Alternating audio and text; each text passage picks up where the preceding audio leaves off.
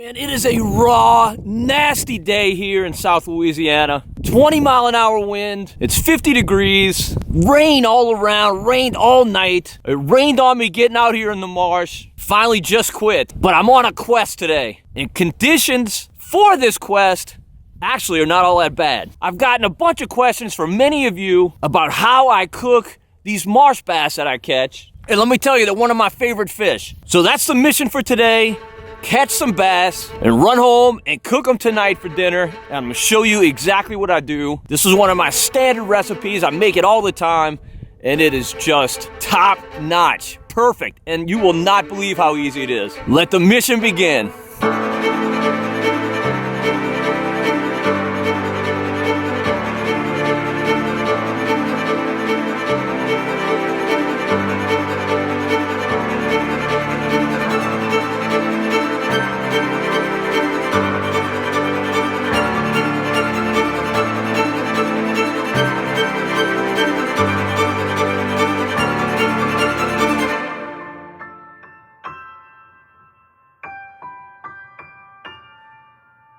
All right, the water's a little off in here, so I'm gonna start with this black and blue matrix craw. I'm really hopeful we find some bass. We got a nice falling tide this morning, so that should help. The water is up though, not crazy high, maybe just slightly above average.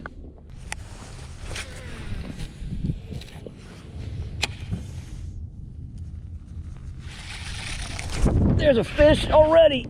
Oh, that feels redfish-like. That feels like a red. Yep. Yep. He hasn't come up. Only maybe my third or fourth cast in here. Oh yeah, nice red. Now the recipe I talked about works excellently with redfish as well.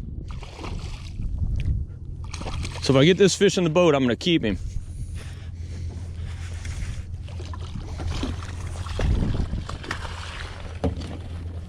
Oh, there he is. Good job, Todd. Way to try and lose him.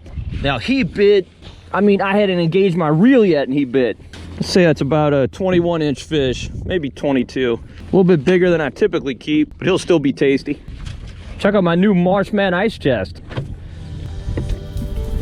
This episode of Marsh Man Masson brought to you by Puglia Sporting Goods. Yeah, so I didn't feel him hit at all. I just engaged the reel and he was on there. Oh man, look at the rain over here. It's all around me. That's a bad sign. We're gonna get wet. You look this way, it looks pretty good. See some breaks in the clouds.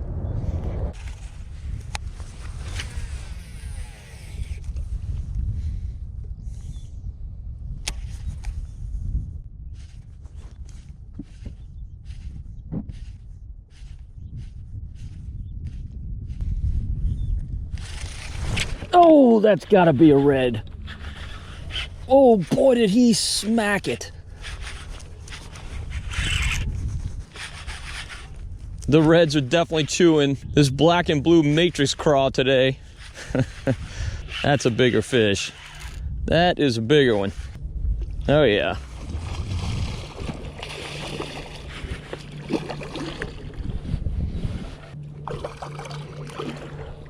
Even today, I'm not gonna keep this fish. He's too big. Oh goodness. Come on, big boy. He saw what he thought was a crab scurrying across the bottom and tattooed it. All right, he's about done. He's about had it. All right, dude, let me let you go. You got any kicks left? Come on, any kicks left? There you go. Well, not what we were looking for, but definitely a fun fight. And I kind of observed something while I was fighting that fish. This water's gotten a lot prettier as we've pushed into this bayou. We haven't gone very far, but it looks a lot better. So this black-blue matrix craw may be overkill for this water clarity. Obviously the reds are hitting it, but I haven't gotten a bass yet, so I may end up switching, but I'm gonna leave it on for now because I like catching redfish. And it's funny, my last trip into this marsh, I whacked the bass and couldn't find any redfish. Today, nothing but redfish, at least so far. Oh, here comes the rain. Hopefully this shower doesn't last long, but it does look kind of big. Ah, rainbow. Could that be a positive sign? Or could it be that the light is refracting off the water droplets? We'll see. All right, the rain is done, at least for now. And I don't mind terribly much fishing in a light rain, but it sure is nice when it stops. Now it's time to find some bass. Been tough sledding so far, and I don't know if it's because these bass are now post-spawn or if it's because the water temp dropped 12 degrees in the last 2 days. I'm thinking it's probably the latter. I know most of the bass are post-spawn in these marshes, but there should still be some up on the beds. I feel confident we'll find them today. Just got to keep hunting. And now the sun's coming out. There's a fish. Oh, no! I broke off. Oh, no. I should have retied after that big red. Look at that, just a clean break. My leader held. That new shins knot that Justin showed me held with no problem. I broke off at the hook. I should have retied after that big red. Foolish mistake on my part. All right, I'm re-rigged. I got on a lighter tungsten weight because this water's not moving a whole lot. I had 3/8, now I got a 1/4 ounce on. Definitely feels a lot different. I'm pretty sure that was a bass I had hooked up. Felt like a bass strike, but it could have been a red. I've been wrong once or twice before. Hope you find some fish, Todd.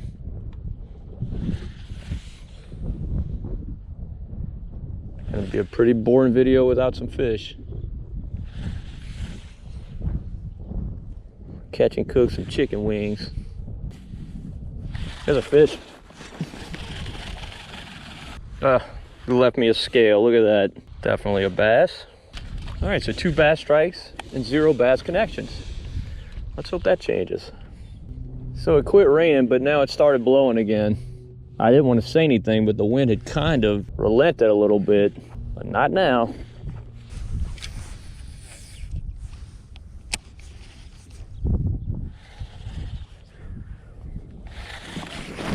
There's a fish. What are you? Oh, there's our bass. There's our bass. Come on, big boy. All right, there we go. There we go. That's a start. It's a nice fish, too. He will be quite tasty when we cook him tonight. Yes, he will. It's about a 1 pound fish. Perfect size. I thought initially it was another red because he didn't come up, but then he finally jumped. See if he's got any friends.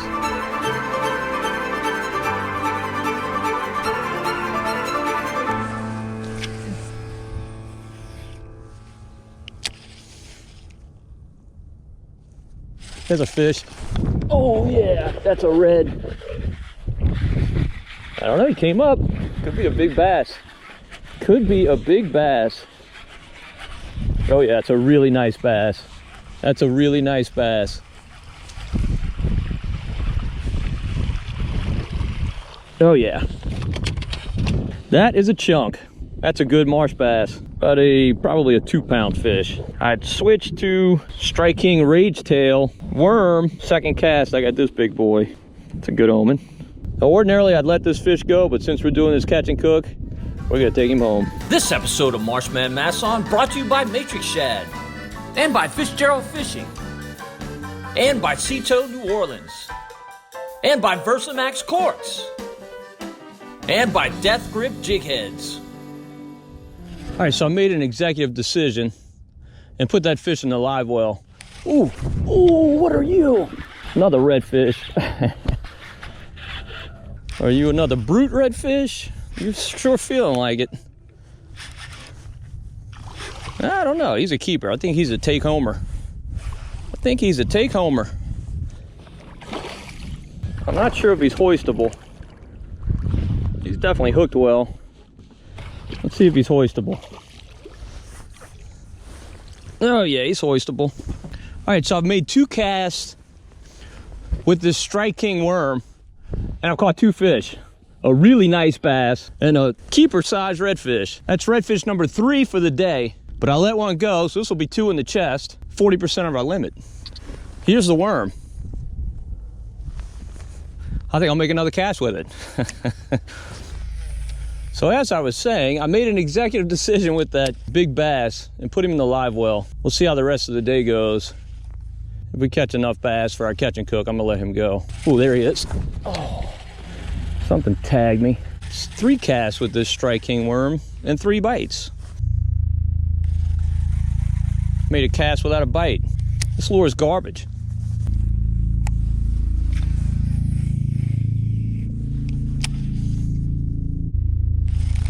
Oh, nice.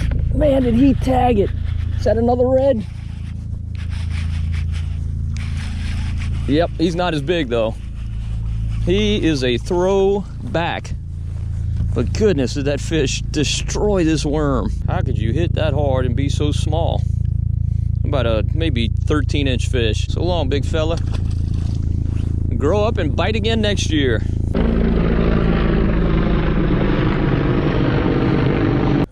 Man, I keep thinking this wind is gonna chillax and then get moments like this where it's just screaming.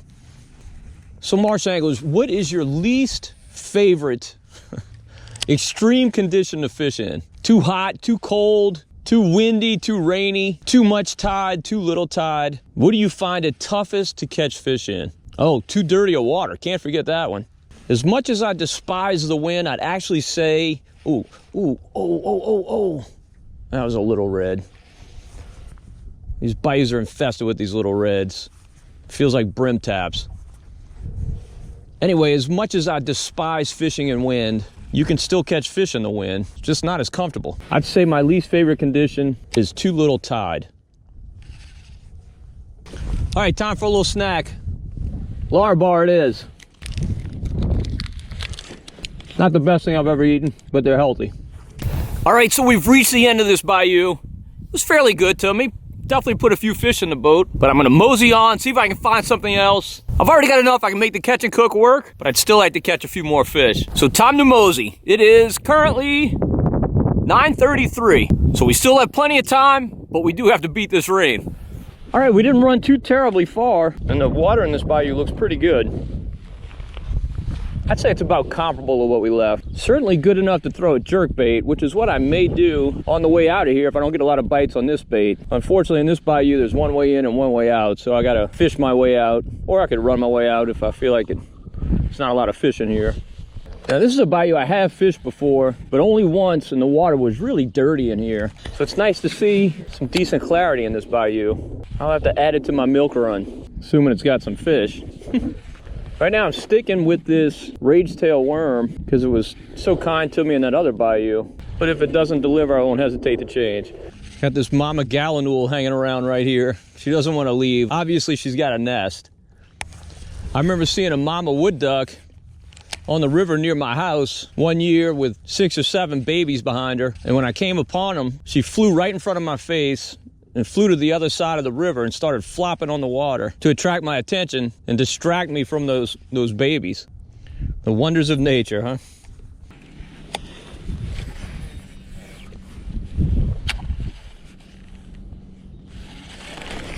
Oh, what are you?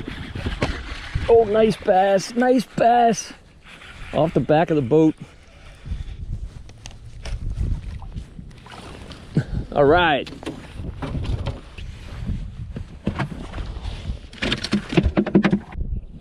And I tell you, the water's screaming in this little bayou. It's got some good depth and some good clarity. Should have some more fish.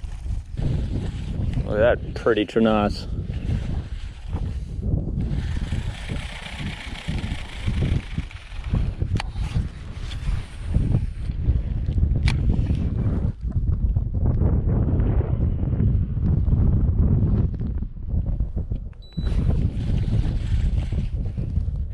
Oh, oh, goodness. That's a good bass. Boy, did he tattoo it. Right in that trenasse. Nice fish. Man, I tell you what, he hit like a redfish. He drilled it. The Strike King cut-R worm is definitely doing the trick today. Now, these worms are pretty soft, so the tips wear out. I just bite it. New tip. All right, let's see if anything else is in that trenasse. Gotta be. This looks too good. Type of spot you can sit and just load the boat. Doesn't mean it's gonna happen, but it does look good. All right, before we move on, let's throw this jerkbait in there just to see.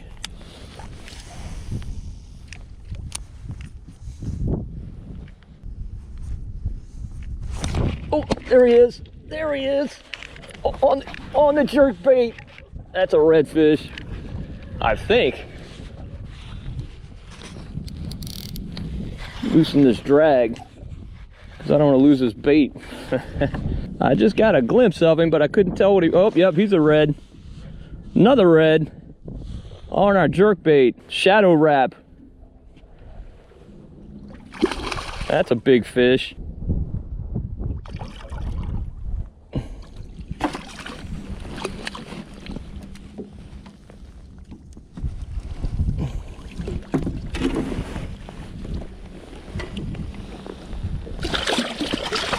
Oh, there he goes. All three of my hooks pulled. That's why you use a net. Well, that was a fun fight. Didn't get the fish in the boat, but I might have let him go anyway. All right, I think we'll move on from our little trenasse. I'll hit it again on the way out. Pretty little corner right here, mixing water. Man, it's pretty. Should be a fish right there. There's a fish. Yep, I knew what you were. A little red. I could tell by how he hit. Kind of that little brim hit. And we've caught some redfish today. This one's 15 inches or so. He's gonna be a little bit too small. But it was a fun fight. It's funny how we get on bait kicks. Like this Strike King worm is one I've never fished before. I think my son bought him on clearance, and it just looked right for today's conditions. And it's produced some fish, and so I've stuck with it for the most part. But you never know what else would have produced, and maybe something else would have produced more fish. But it's hard to change when you develop confidence in a bait on any particular day. And I'll go through seasons of confidence in a particular bait, and then you kind of lose confidence in it.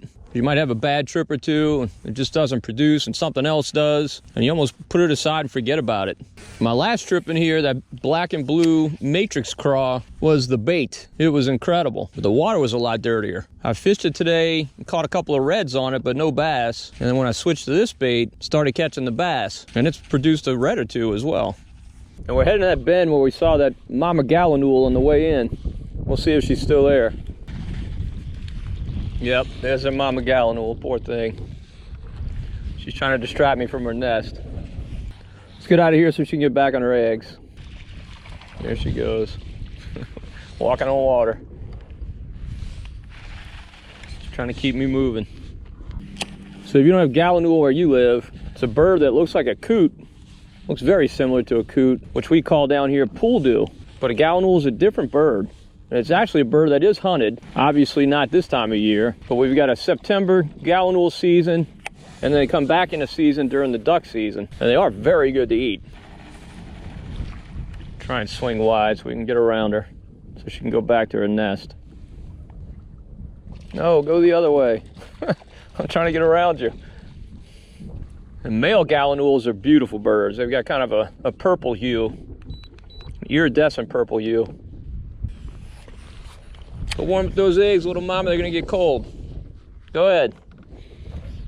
All right, so I've definitely had more productive days in the marsh, but look, no complaints whatsoever. Got plenty of the main ingredients for our catch and cook. As I told you earlier, the way I cook these fish is incredibly easy and so tasty.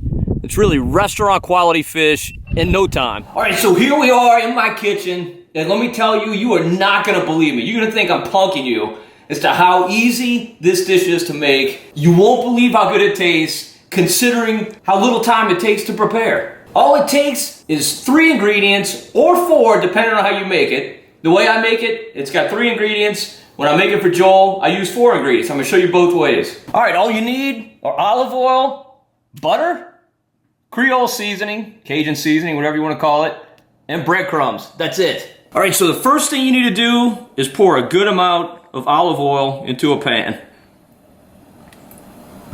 Now, I'll tell you from experience, you don't want to use Pyrex. Use another type of glass pan. All right, you spread your olive oil around, coat the bottom of the pan. Probably got about 1/8 to 1/4 of an inch in there. All right, here's our fish. Now we got our redfish and bass fillets in here. In this pan, I'm just gonna do the bass. All right, one thing you don't want to do is crowd the pan. Got to leave a little bit of space between the fillets. All right, so one thing I didn't tell you is before we started recording, I turned the broiler on high. Not only that, I moved my oven rack to the highest setting to get this pan as close to that broiler as possible. All right, next you coat each fillet with Cajun seasoning.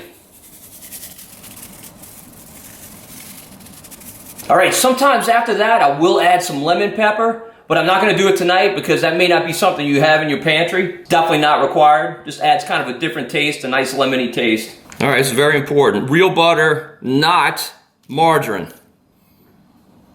Just put little pats of butter on each fillet.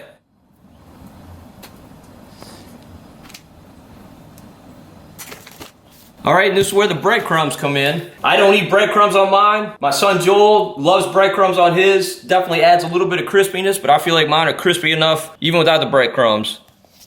So I'm gonna put it on half. I guess I'll put it on 2 fillets for Joel.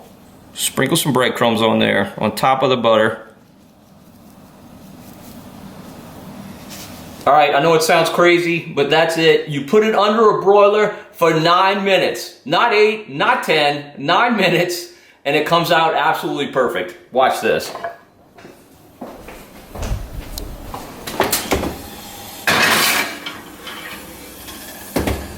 All right, we'll set this timer for 9 minutes.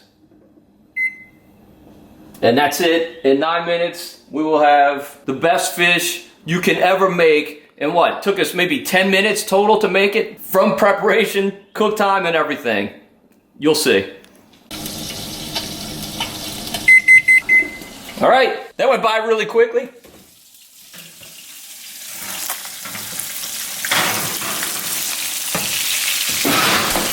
All right, Joel's got a little bit crispy. The ones with the breadcrumbs, the other ones are absolutely perfect. Trust me, this is really delicious. All right, so off camera, before I made these, I made some risotto and also some mashed sweet potatoes. These go really good with these broiled fish. It's a great combination. So Joel's always kind of my cooking guinea pig because he gives me honest assessments as to how good my food is. And when it's not good, he tells me it's not good, whereas most people are too polite. So I'm gonna put some risotto down.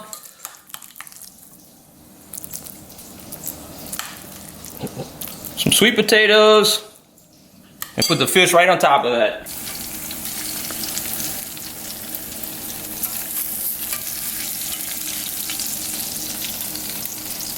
All right, Joel's a lucky man.